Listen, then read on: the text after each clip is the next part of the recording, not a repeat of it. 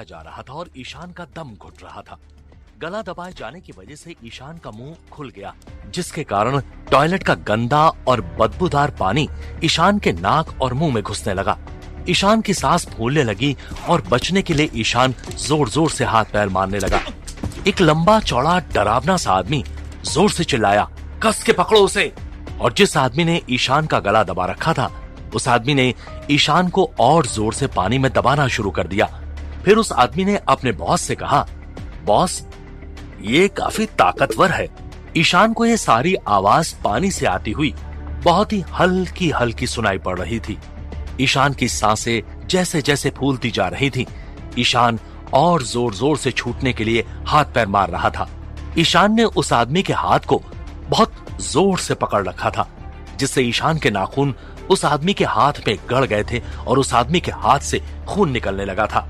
ईशान उस आदमी की गिरफ्त से छूटने के लिए बहुत ताकत लगा रहा था।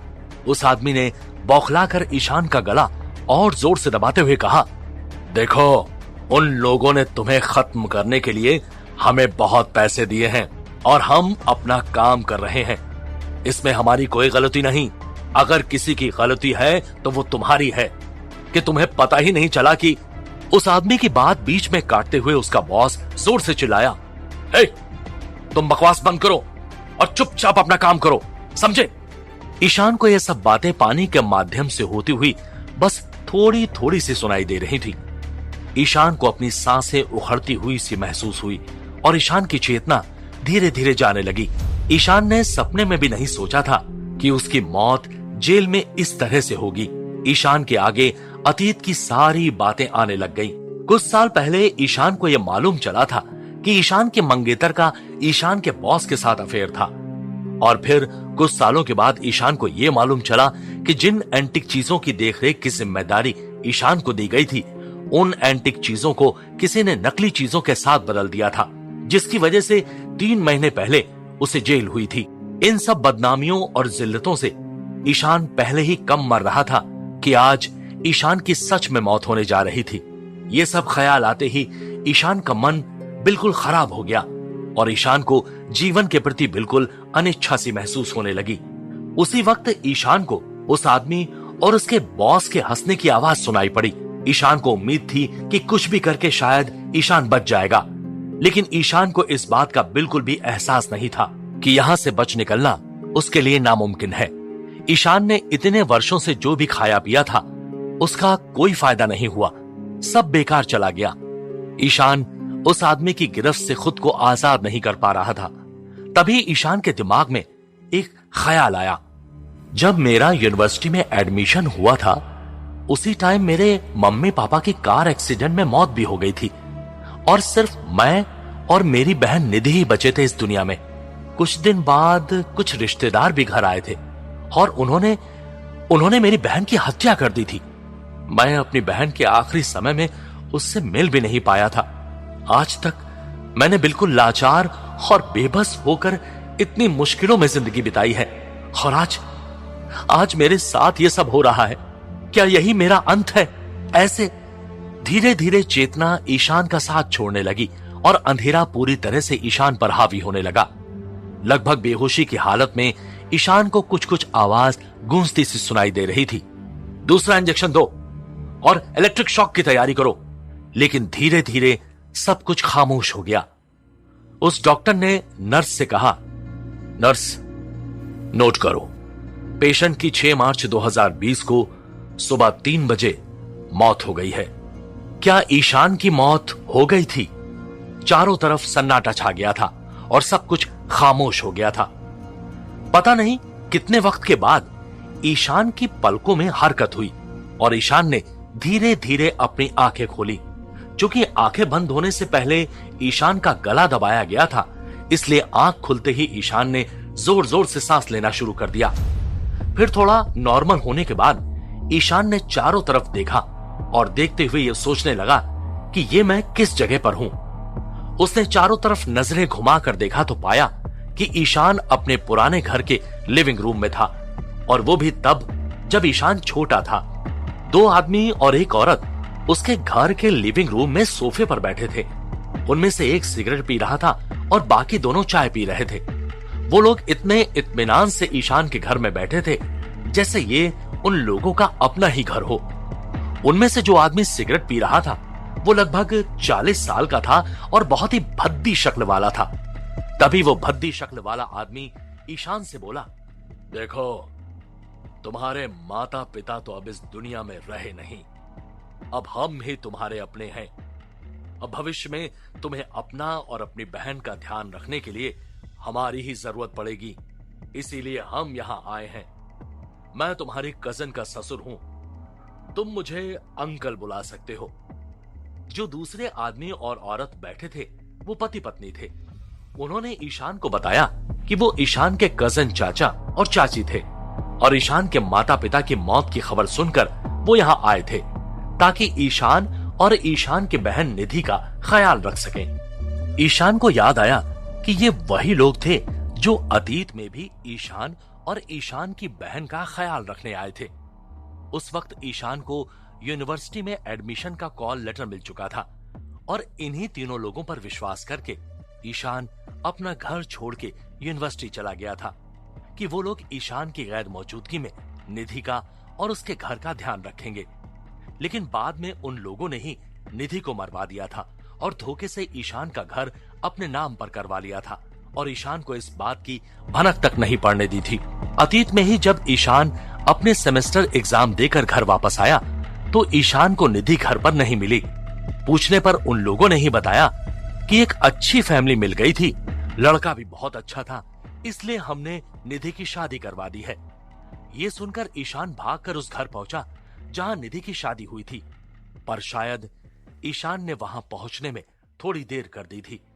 ईशान जब निधि के ससुराल पहुंचा तो वहां निधि की जगह कफन में लिपटी हुई निधि की लाश मिली।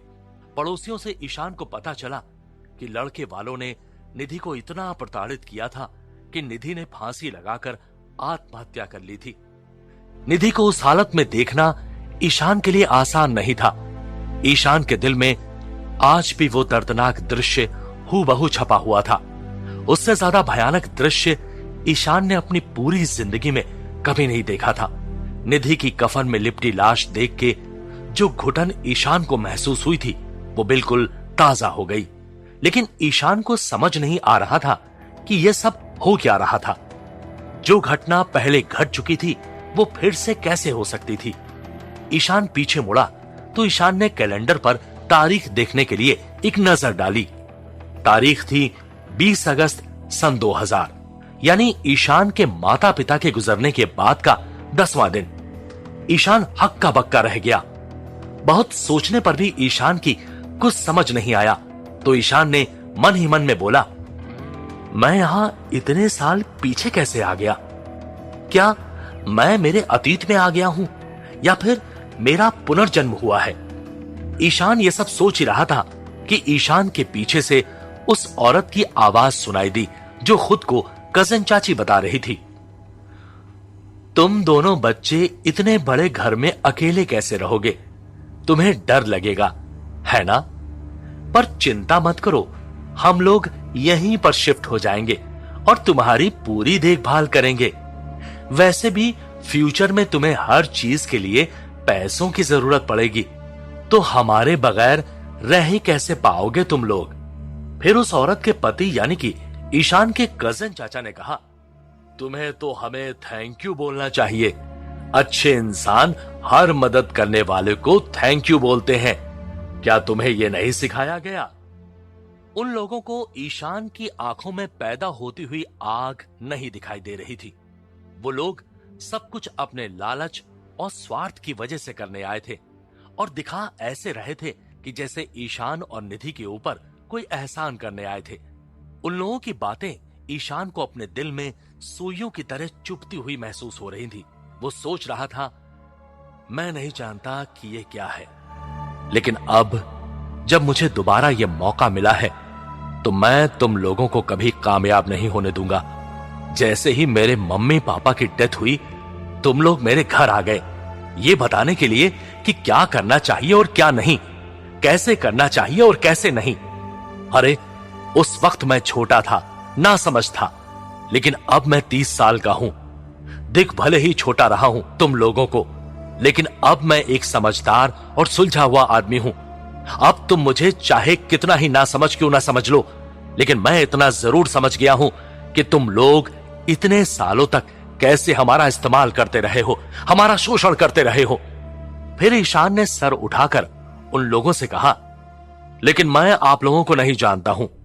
उस औरत ने मुस्कुराते हुए कहा, अरे बेटा, अब तो हमारा परिचय हो गया है ना।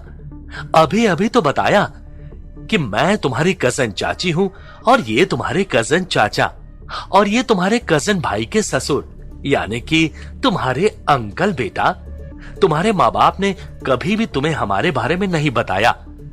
जब से हम लोग ये घर छोड़ के गए थे उसके बाद से कभी वापस नहीं आए। ईशान ने देखा कि उन लोगों के जूतों की वजह से ईशान के घर की फर्श गंदी हो रही थी। अजीब सी कालिख चारों तरफ उसके घर में फैल रही थी। ईशान ने लंबी सांस ली और खुद से यह वादा किया कि अब जब भगवान ने ईशान को दोबारा यह मौका दिया था तो ईशान उन लोगों को अपने गंदे इरादों में कभी भी कामयाब नहीं होने देगा। तभी ईशान ने बोला, मेरे मम्मी पापा के कोई भाई बहन नहीं थे और उन्होंने हमें किसी कजन रिश्तेदार के बारे में कभी भी कुछ नहीं बताया। ईशान की कजन चाची चौंक गई और फिर मुस्कुराकर अपने पति से बोली, इस बच्चे की तो जुबान निकल आई है। अगर इसके साथ रहना है तो इसे बचपन से ही तमीज सिखानी पड़ेगी। इसका एटीट्यूड चेंज करना पड़ेगा। फिर ईशान की कजिन चाची ने ईशान से पूछा, तुम्हारी बहन कहां पर है बेटा? यह सुनकर ईशान की बहन निधि भाग करके ईशान के पास आ गई और ईशान ने निधि को तुरंत अपने पीछे छुपा लिया। ईशान का कजिन चाचा घूम घूम कर पूरे घर का जायजा ले रहा था और फिर वो थोड़ा मुड़ा और ईशान से बोला, देखो बच्चे, हमने तुम्हें पहले ही बताया है कि तुम्हारे मम्मी पापा की डेथ हो गई है और आगे हम तुम्हारा ध्यान रखेंगे। हम यहाँ एक पार्टीशन डालकर एक रूम और बना देंगे ताकि अंकल को भी एक रूम मिल जाए अकेले रहने के लिए और बाकी एक रूम में हम दोनों रह लेंगे। ईशान ने यह बात सुनकर बिल्कुल रूखे स्वर में कहा, किसने बोला कि हम लोग आपके साथ रहना चाहते हैं? ईशान की कजन चाची ऐसा जवाब सुनकर गुस्से में आ गई। ईशान की कजन चाची ने उस दूसरे आदमी की तरफ देखा जो सिगरेट पी रहा था। वो आदमी अभी तक चुप था, लेकिन ये सुनने के बाद उसने सिगरेट जमीन पर फेंकी और उसे अपने जूते से रगड़ के बुझाया और फिर गुस्से में ईशान से बोला, तुम इतने बदतमीज क्यों हो लड़के? किसे शौक है तुम जैसे गंवार बच्चों की देखभाल करने का? लेकिन तुम्हें खाने पीने की जरूरत पड़ेगी। मान लो उसका जुगाड़ हो भी गया तो भी तुम्हें कॉलेज जाने के लिए, पढ़ाई करने के लिए पैसों की जरूरत पड़ेगी ना। कौन देगा वो? और तुम्हारी बहन की तो ना ही पढ़ाई हुई है और अब तक ना ही उसकी शादी। वो क्या करेगी? सोचा है तुमने कभी? ये बात सुनकर निधि ने मासूमियत से ईशान से कहा, भैया, मेरी तो अभी तक शादी भी नहीं हुई है। हाँ तो दोस्तों, क्या ये वाकई ईशान का पुनर्जन्म है या सिर्फ एक ख्वाब? क्या ईशान इस बार अपने रिश्तेदारों के चंगुल से बचने में सफल हो पाएगा? क्या वो अपनी छोटी बहन को जिंदा बचा पाएगा और उसकी देखभाल कर पाएगा? वो कैसे इतनी छोटी सी उम्र में इतनी बड़ी जिम्मेदारियों और चुनौतियों का सामना कर पाएगा? वो रिश्तेदार अपनी इस चाल को नाकामयाब होता देख अब और कौन सी नई चाल चलेंगे? जानने के लिए सुनते रहिए दोबारा अ टेल ऑफ आफ्टर लाइफ, सिर्फ पॉकेट एफएम पर।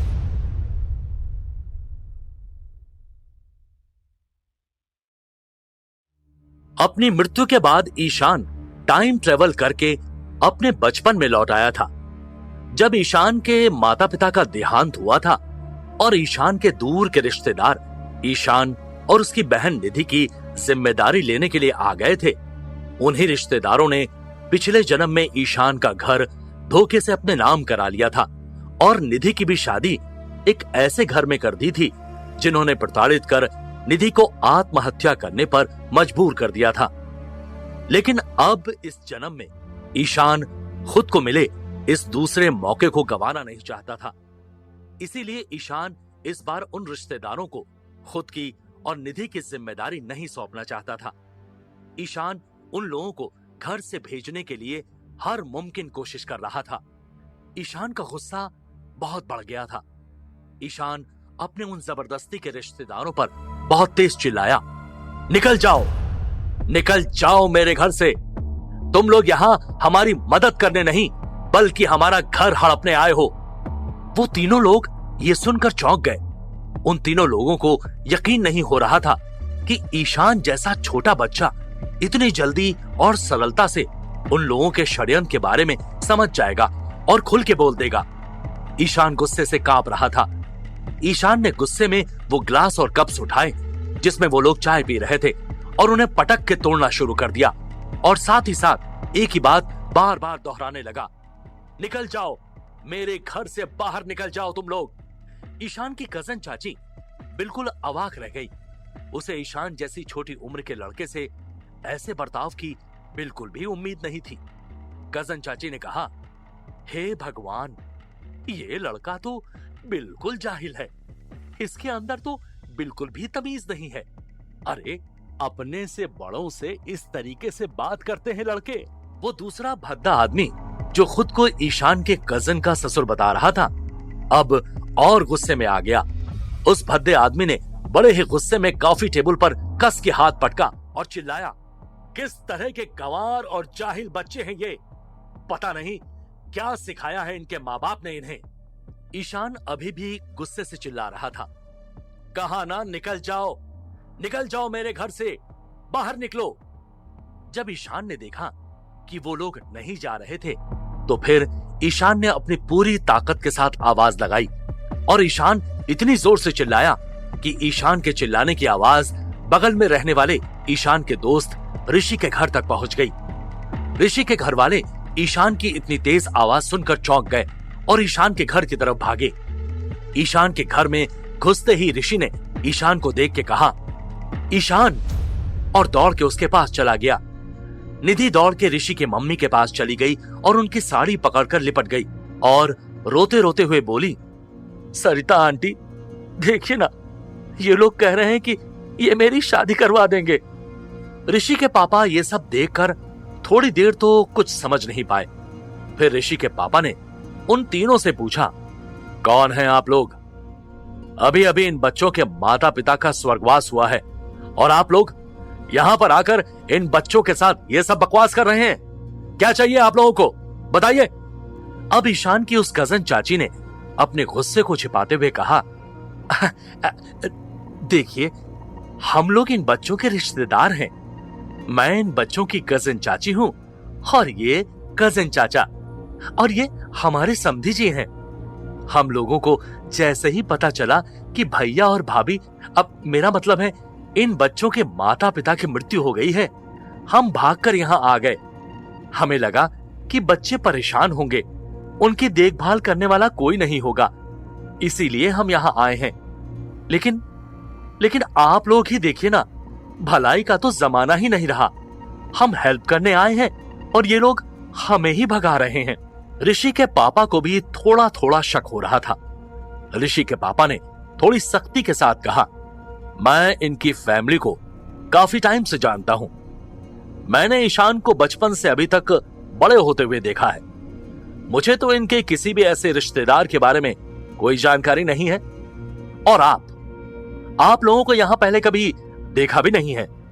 ऐसा है, आप लोग प्लीज यहां से चले जाइए, वरना मैं पुलिस को फोन करके यहां पर बुला लूंगा, समझे? तब ईशान की उस कजिन चाची ने बात को संभालने की कोशिश करते हुए कहा, अरे ये तो अभी बच्चा है, अगर इतना ही समझदार होता तो। लेकिन तभी ईशान फिर से जोर से चिल्लाया, निकल जाओ मेरे घर से बाहर। अब बाहर और भी लोग जुटने लगे थे। ये सब देखकर ईशान के कजिन चाचा ने अपने साथियों से कहा, चलो चलते हैं अब यहां से। और फिर जाते जाते ऋषि के पापा से कहने लगा, मुझे तो समझ नहीं आ रहा है कि ये सब क्या हो रहा है। हम तो ये सुनकर चले आए थे कि बच्चों के माँ बाप गुजर गए हैं, तो इनका ध्यान कौन रखेगा, अपने ही तो बच्चे हैं। लेकिन देखो, भलाई करने आए थे और हमें ही भगा दिया गया। खैर कोई नहीं, हम लोग तो बहुत सीधे हैं, अच्छा ही ख्याल करके आए थे यहाँ पर। आप मना कर रहे हैं तो चले जाते हैं। अच्छे इंसानों को तो कोई भी डांट लेता है भाई साहब। चूंकि अब बाहर काफी लोग शोर सुनकर जुट गए थे, तो उन तीनों के ज्यादा देर तक रुकने का सवाल ही नहीं था। वो धीरे से निकलकर ईशान के बगल से होते हुए बाहर जाने लगे।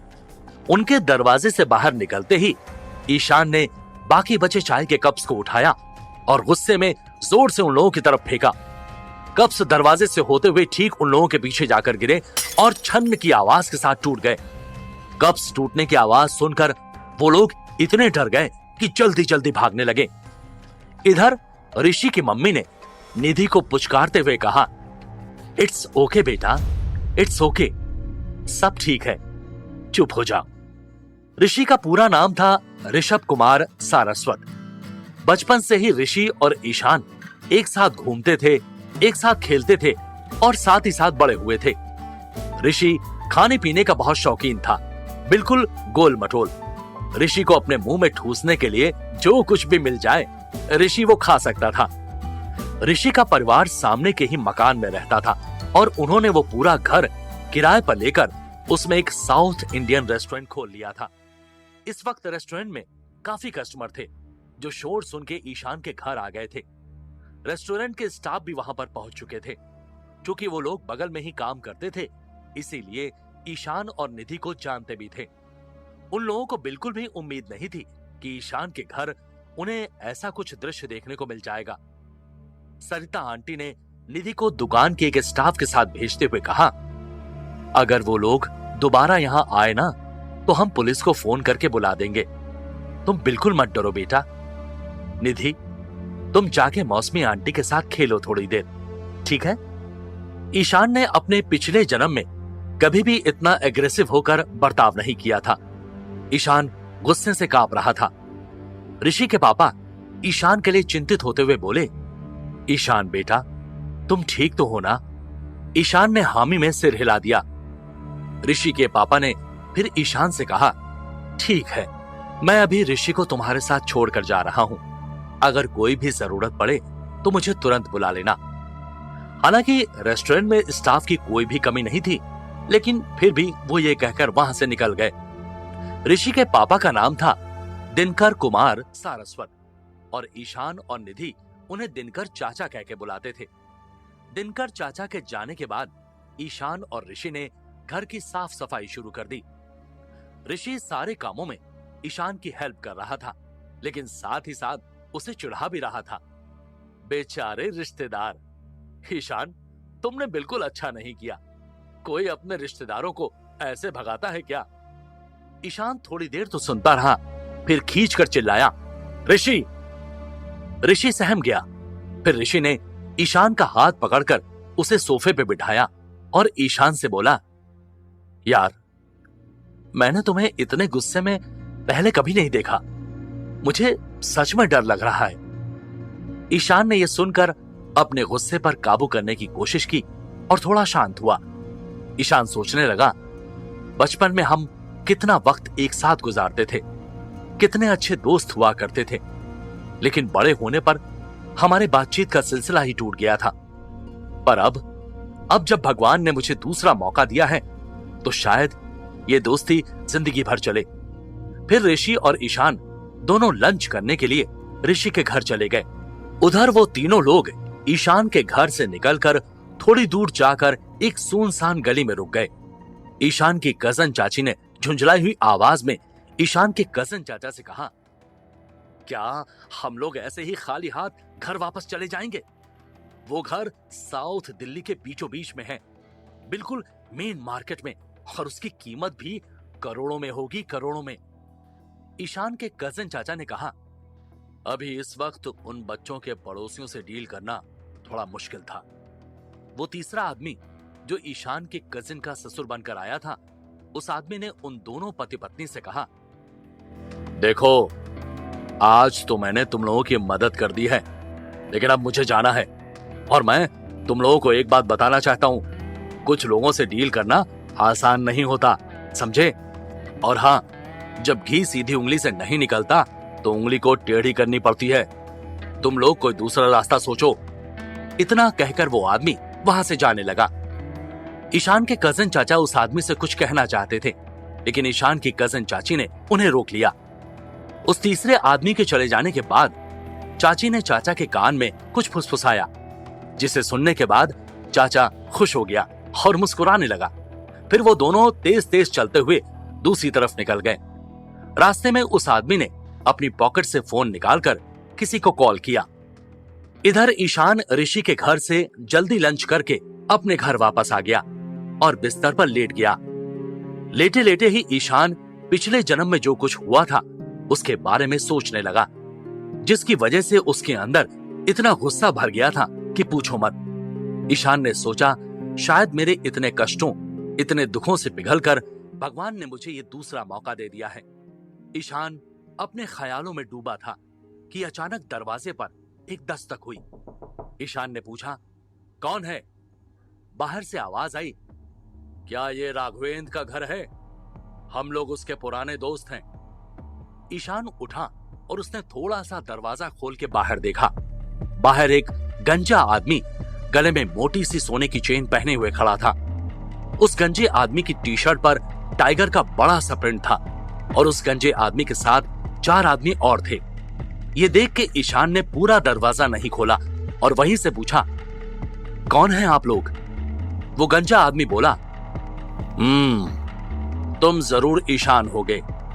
हम तुम्हारे पापा के दोस्त हैं। उनके डेथ के बारे में सुना तो सोचा आके तुम्हारा हालचाल पूछ लें। ईशान सोचने लगा, ये दृश्य तो पिछले जन्म में नहीं हुआ था और पापा के ऐसे कोई दोस्त थे भी नहीं।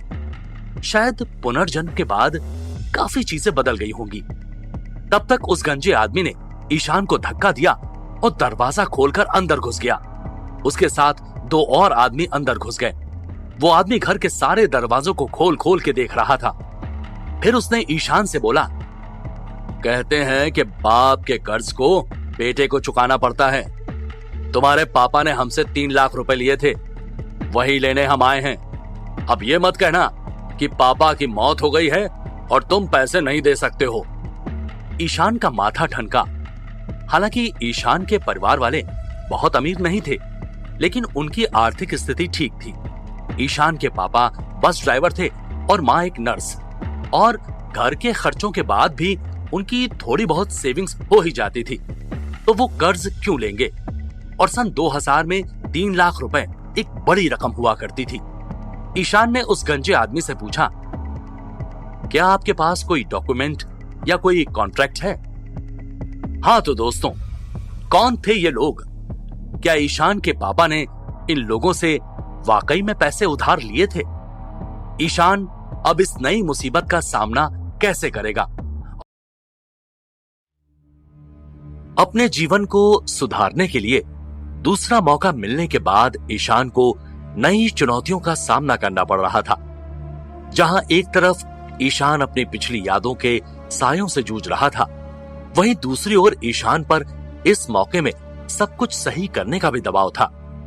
ईशान अपने दर्द को गुस्से के रूप में जाहिर कर रहा था। इसीलिए जब वो 3 दूर के रिश्तेदार ईशान और निधि का ख्याल रखने आए, ईशान अपने गुस्से पर काबू न रख सका। ईशान ने अपने पड़ोसी और दोस्त ऋषि और ऋषि के घर वालों की सहायता से उन तीनों रिश्तेदारों को अपने घर से बाहर भगा दिया। इतना ही कम नहीं था कि ईशान के पास एक गंजा आदमी कुछ गुंडों के साथ उसके स्वर्गवासी पिता के द्वारा लिए गए कर्ज को लेने आ गया, जिस पर ईशान को थोड़ा शक हुआ। तो ईशान ने उस आदमी से कॉन्ट्रैक्ट की मांग की। उस गंजे आदमी ने ईशान की बात सुन के 1 सेकंड के लिए सोचा और फिर कहा, कॉन्ट्रैक्ट?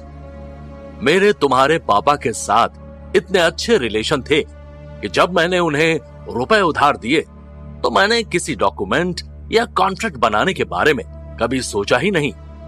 अब ईशान को भी थोड़ा थोड़ा गुस्सा आने लगा था। ईशान ने कहा, तुम एकदम झूठ बोल रहे हो और इससे मुझे कोई फर्क नहीं पड़ता कि तुमने किसको रुपए उधार दिए थे। तुम मेरे घर से अभी के अभी बाहर निकल जाओ, और अगर तुम्हें फिर भी रुपए चाहिए तो जाओ और जाकर मेरे माँ बाप से ले लो, क्योंकि मैं तुम्हें कुछ भी नहीं देने वाला हूं।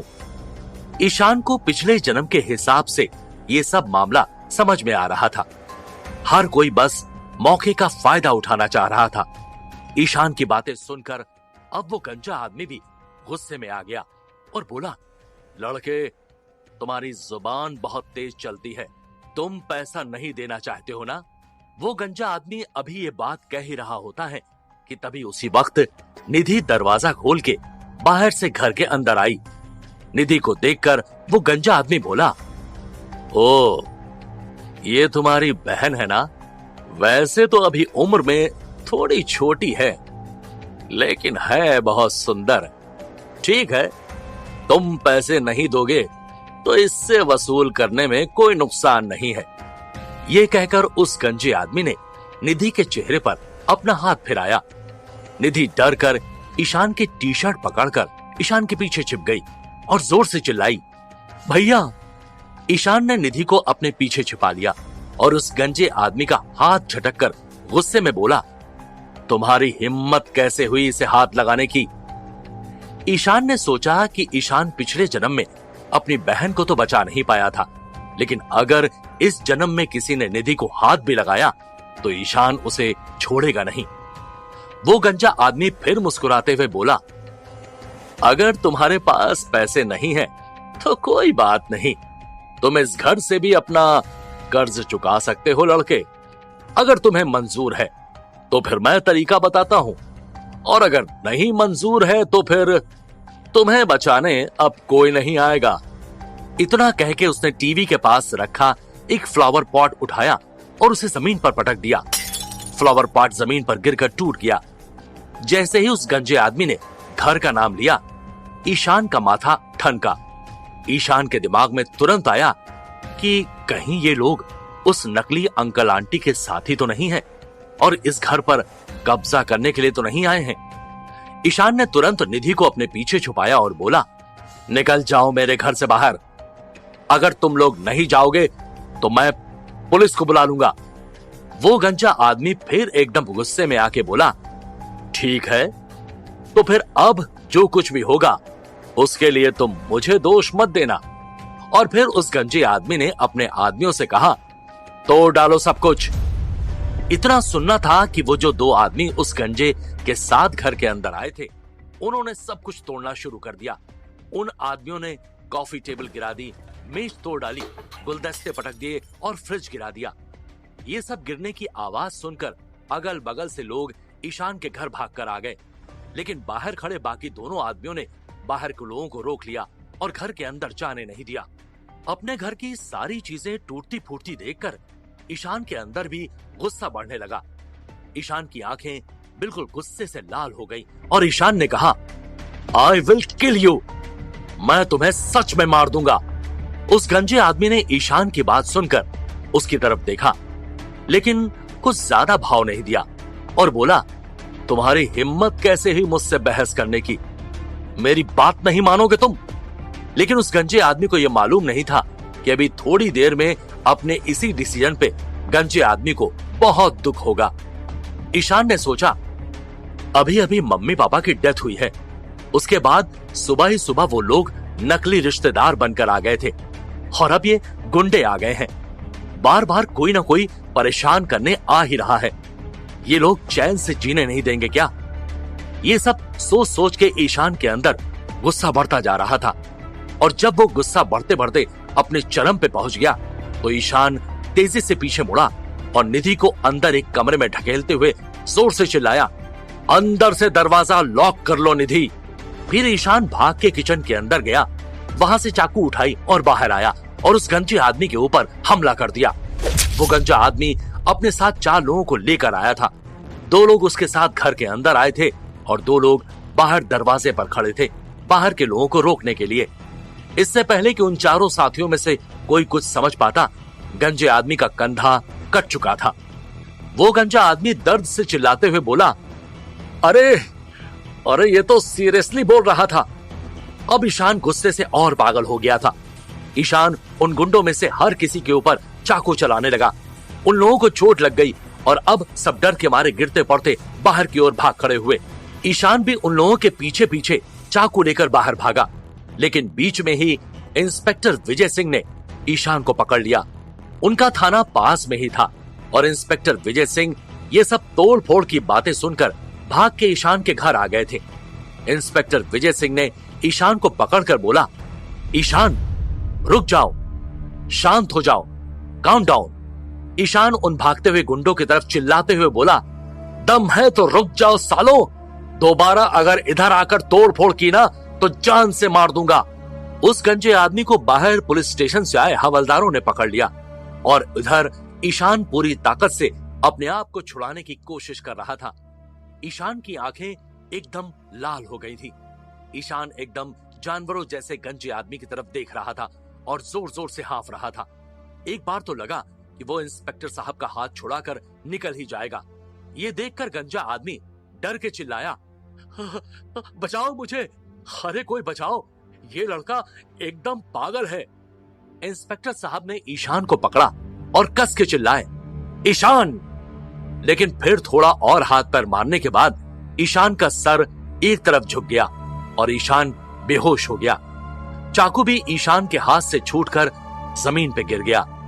ईशान के बेहोश होने के बाद बाहर खड़े लोगों का ध्यान हटा और वो सब आपस में बात करने लगे और उन गुंडों को भला बुरा कहने लगे। बेचारे बच्चे, अभी अभी माँ बाप की मौत हुई है और ऐसे लोग आ गए हैं परेशान करने। ऐसे शरीफ बच्चों को परेशान कर रहे हैं। कितने मासूम है ये लोग। ऐसे लोगों को सच में मार पड़नी चाहिए। सही कहा, आओ मारो इन्हें, हाँ हाँ पीटो इनको। और कुछ लोगों ने उन गुंडों को 2-4 घूंसे जड़ दिए। गंजे आदमी का डर के मारे बुरा हाल हो गया था। गंजे आदमी को लगा था कि 2 छोटे बच्चों से घर खाली करवाने का काम बहुत आसान होगा। इसीलिए जब उन दोनों पति पत्नी से ईशान का कजिन चाचा चाची ने उन गंजे आदमी को 40,000 रुपए देने का वादा किया तो उस गंजे आदमी ने तुरंत हाँ कर दी और वो घर खाली करवा लेगा, ये कहा। उन दोनों पति पत्नी ने उस गंजे आदमी को 20,000 रुपए एडवांस में दिए थे और बोला था कि बाकी के 20,000 घर खाली करवाने के बाद दे देंगे। अभी तो 20,000 रुपए वो गंजा आदमी ठीक से देख भी नहीं पाया था कि उसके अस्पताल जाने का इंतजाम हो गया था। अगर उस गंजे आदमी को यह पता होता कि ये काम इतना मुश्किल होगा तो वो कभी भी हाँ नहीं करता। तभी वहां पर एक एम्बुलेंस आ गई। पुलिस वालों ने उन गुंडों को लोगों से बचाने के लिए जल्दी जल्दी उस एम्बुलेंस में बिठा के भगा दिया। ऋषि का पूरा परिवार दौड़ के इंस्पेक्टर साहब के पास आ गया और पूछने लगा, साहब ईशान ठीक है? इंस्पेक्टर ने कहा, बहुत ज्यादा गुस्से में था, शायद आज रात सोकर थोड़ा ठीक फील करे। निधि बहुत डर गई थी। वो चिल्लाई, भैया। इंस्पेक्टर ने ऋषि को इशारा किया कि ऋषि निधि को लेकर घर के अंदर चला जाए। निधि घर के अंदर जाकर खड़ी हो गई और जब निधि ने देखा वो लोग ईशान को कंधे पे उठाकर घर में ला रहे हैं, निधि जोर से रोने लगी। ऋषि की मम्मी ने निधि से कहा, तुम परेशान मत हो बेटा, तुम्हारा भाई बिल्कुल ठीक है, तुम मौसमी आंटी के साथ जाओ अभी। ईशान थोड़ी देर में सो के उठेगा तो अपने आप ठीक हो जाएगा। और निधि रोते हुए मौसमी आंटी के साथ वहां से निकल गई। अब ऋषि के पापा को ईशान और निधि की चिंता हो रही थी। वो सोच रहे थे, अभी सुबह कुछ लोग नकली रिश्तेदार बनकर आए थे, अब ये लोग घर खाली करवाने के लिए आ गए, फिर ना जाने इन बच्चों का क्या होगा। ऋषि के पापा ने ऋषि से कहा, तुम यहां ईशान के पास रुको, मुझे जरा बाहर जाके तुम्हारी मम्मी से कुछ बात करनी है। और ऋषि के मम्मी पापा बाहर निकल गए। अब तक ईशान की भी आंख खुल चुकी थी, लेकिन ईशान कुछ बोल नहीं पा रहा था, बस चुपचाप छत की तरफ घूरे जा रहा था। बाहर से लोगों की आवाजें बार बार आ रही थी, जो ये पूछने आ रहे थे कि वहां क्या हुआ था। ईशान खुश था कि इस पुनर्जन्म होने की वजह से आज ईशान ने अपनी बहन को बचा लिया था। बस उसे इस बात का दुख हुआ कि अगर ये थोड़ा पहले हो गया होता तो शायद ईशान अपने मम्मी पापा को ही बचा लेता। ईशान बिस्तर से उठा और दरवाजा खोला। दरवाजा खुलने की आवाज सुनकर ऋषि ने पूछा, ईशान तुम उठ गए हो क्या? अभी कैसा फील हो रहा है दोस्त? अगर किसी चीज की जरूरत होगी तो मुझे बुला लेना। फिर ऋषि ने एक ग्लास में ईशान के लिए पानी निकाला और लेकर ईशान के पास गया।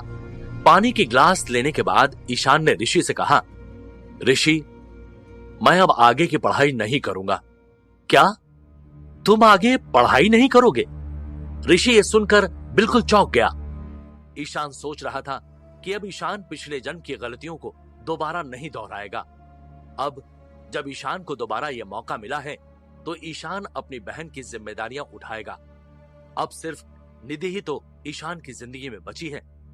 निधि का ध्यान रखने के लिए ईशान को अब नए सिरे से शुरुआत करनी होगी। ईशान ने ऋषि से कहा, हाँ, मम्मी पापा तो अब रहे नहीं, तो अब मैं ही हूं जो फैमिली की रिस्पॉन्सिबिलिटी ले सकता हूं। कोई और ऑप्शन नहीं है मेरे सामने। मैं निधि को और परेशान नहीं होने दे सकता, इसलिए अब मुझे पढ़ाई छोड़ के घर की जिम्मेदारियां उठानी पड़ेंगी। और हाँ, तुम ये सब सुनकर अब मुझे समझाने की कोशिश मत करने लग जाना, क्योंकि मैं फैसला कर चुका हूं। ऋषि ने सर खुजलाते हुए ईशान से कहा, कुछ ज्यादा नहीं सोच रहे हो तुम? अभी तुम्हारी उम्र ही कितनी है, बहुत छोटे हो तुम। फिर भी अगर तुम्हें ऐसा लगता है कि तुम्हें पढ़ाई लिखाई छोड़ के घर की जिम्मेदारी उठानी है, तो इसके लिए तुम आज रात मेरे मम्मी पापा से बात कर लेना, क्योंकि वो लोग ये विचार कर रहे थे कि तुम्हारी पढ़ाई के लिए आगे उन्हें क्या करना है। वो लोग तो ये भी सोच रहे थे कि जब तुम कॉलेज चले जाओगे तो यहाँ की देखभाल कैसे की जाएगी। लेकिन ईशान अब अपना मन बना चुका था। ईशान इतनी छोटी उम्र में अपने घर की और अपनी बहन की जिम्मेदारियां कैसे उठाएगा? क्या उसका आगे नहीं पढ़ने का डिसीजन सही है? और उसके इस झूठे कर्जदारों को गुस्सा करके भगाने के बाद ईशान बेहोश हो गया। होश आने के बाद ईशान ने यह फैसला किया कि इस दूसरे मौके में ईशान अपनी बहन निधि को बचाने का हर संभव प्रयास करेगा, जिसके लिए ईशान अपनी आगे की पढ़ाई छोड़ देगा और घर की सारी जिम्मेदारियां उठा लेगा। ईशान ने अपने इस फैसले के बारे में अपने दोस्त ऋषि को बताया, जिसे सुनकर ऋषि हैरान रह गया और ईशान को इस बारे में अपने माता पिता यानी कि ईशान के दिनकर चाचा और सरिता चाची से बात करने को कहा। रात में जब ईशान ने दिनकर चाचा और सरिता चाची से अपनी पढ़ाई न करने के फैसले के बारे में बताया तो उन्होंने ईशान को समझाने की बहुत कोशिश की। ईशान को भरोसा भी दिलाया कि वो लोग उसकी हेल्प करेंगे और ईशान को पढ़ाई करनी चाहिए। लेकिन जब दिनकर चाचा और सरिता चाची ने देखा कि ईशान ने बिल्कुल अपना मन बना लिया है, तो फिर उन्होंने कुछ ज्यादा बोलना ठीक नहीं समझा और वो चुप हो गए। 2 दिन के बाद इंस्पेक्टर विजय सिंह ऋषि के पापा यानी कि दिनकर चाचा के साथ ईशान के पास आए और ईशान से पूछने लगे, ईशान बेटा, अब कैसा फील हो रहा है? बेटर लग रहा है कि नहीं? ईशान इंस्पेक्टर साहब को देखकर थोड़ा सा शर्मिंदा हो गया और बोला, हाँ अंकल, अभी काफी बेटर फील हो रहा है। इंस्पेक्टर साहब ने ईशान को बैठने के लिए कहा और बोले, मैंने सोचा कि चल के तुम दोनों भाई बहन का हालचाल ले लूं। उस गंजे आदमी के बारे में पता चल गया है जो उस दिन तुम्हारे घर में तोड़फोड़ करने के लिए आया था। उसी से पूछताछ कर रहे थे हम लोग। उसका नाम रमीज है। ईशान ने दिनकर चाचा और इंस्पेक्टर साहब के लिए चाय बनाई और चाय परोसते हुए उनसे पूछने लगा, उसे मेरे उन दूर के रिश्तेदारों ने ही भेजा था क्या? इंस्पेक्टर साहब ने चाय का सिप लेते हुए कहा, शायद हाँ। रमीज ने बताया है कि उसके पास एक आदमी और एक औरत आए थे। उन्होंने उसे तुम्हारा यह घर खाली करवाने के लिए पैसे भी दिए थे। ईशान ने पूछा, अब क्या होगा? इंस्पेक्टर साहब ने कहा, सच बताऊं तो तुम्हारे रिश्तेदारों के बारे में पता करने के लिए शायद हमें तुम्हारे गांव जाना पड़ेगा। ईशान को भी पहले से ही शक हो रहा था कि वो गंजा आदमी गुंडा ही था, इसीलिए ईशान ने बड़ी चालाकी से और गुस्से से उसका मुकाबला किया था। फिर ईशान ने आगे इंस्पेक्टर से पूछा, क्या मेरे रिश्तेदार मेरा घर हड़पना चाहते हैं? इंस्पेक्टर विजय ने कहा, तुम टेंशन मत लो, जब तक मैं यहां हूं और तुम्हारे पड़ोसी लोग हैं, तुम्हारा कोई कुछ भी नहीं बिगाड़ पाएगा। और अगर ये कंफर्म हो गया कि वो लोग तुम्हारे घर पे कब्जा करने की कोशिश कर रहे हैं, तो हम उन्हें छोड़ेंगे नहीं, समझे? और हां, रमीज ने तुम्हें पहले परेशान किया था, लेकिन तुमने जो कुछ भी किया उसे सेल्फ डिफेंस माना जाएगा। उसने माफी भी मांगी है और तुम्हारा जो कुछ भी सामान उसने तोड़ा था, उसके लिए वो तुम्हें पैसे देने के लिए भी तैयार है। दिनकर चाचा ने भी कहा, इंस्पेक्टर अंकल बिल्कुल ठीक कह रहे हैं। ईशान, जब तक हम लोग यहां पर हैं, तुम्हें कोई परेशान नहीं करेगा बेटा। इंस्पेक्टर विजय ने फिर से कहा, बिल्कुल ठीक, हम लोग यहां तुम्हारे साथ हैं। ईशान को भी पता था इस मैटर में और कुछ हो भी नहीं सकता था। ईशान के पास और कोई चारा नहीं था। ईशान ने भी कहा, ओके, जैसा आप लोग ठीक समझे। इंस्पेक्टर विजय ने सिर हिलाते हुए कहा, गुड बॉय।